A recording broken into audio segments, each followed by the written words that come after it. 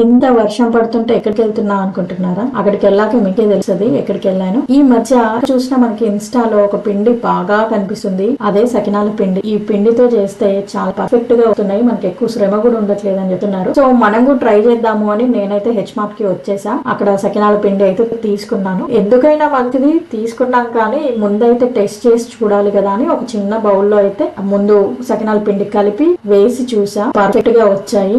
Wow, భలే use అయ్యింది.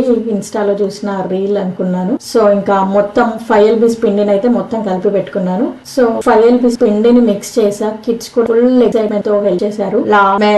Full family vibe. First అయితే గౌరమ్మతో స్టార్ట్ చేశాను సకినాలు. ఈసారి వీక్ష కూడా నేను ట్రై చేస్తాను అంది. సో ఫస్ట్ చేయితో ట్రై చేసింది, పర్లేదు కొంచెం బాగానే వచ్చింది కానీ హార్డ్గా ఉంది అని అంది.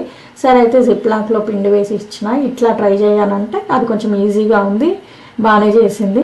నాకు కూడా అసలు చాలా స్మూత్ గా పిండి చాలా బాగుంది. అట్లా చేతిలోకి వెళ్ళి సకినాలు ఇలా జారిపోతూ ఉన్నాయి. మొత్తం 5 LBs పిండి నాకు సకినాలు చేయడానికి 5 hours టైం బట్టి. సో అవైతే మళ్ళీ డ్రై చేయడానికి ఒక ఫ్యాన్ కూడా పెట్టిన, ఎందుకంటే సరిగా డ్రై అవ్వకపోతే ఆయిల్లో వేసినప్పుడు పేలుతాయని డ్రై కూడా చేసి పెట్టాను.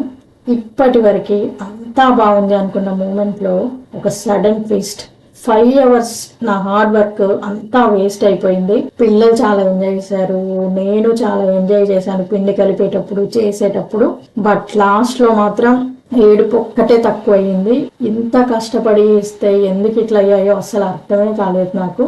నార్మల్ గా నేను చేసుకునే స్టైల్లో మిక్సీలో బియ్యం నానబెట్టి అట్లా చేసుకున్నా కూడా ఇంతకన్నా బాగా వచ్చేవి అనుకున్నాను. అసలు వాటిని చూస్తే నాకైతే మధ్యలో ఆపేయాలో తెలియదు, కంటిన్యూ చేయాలో తెలియదు.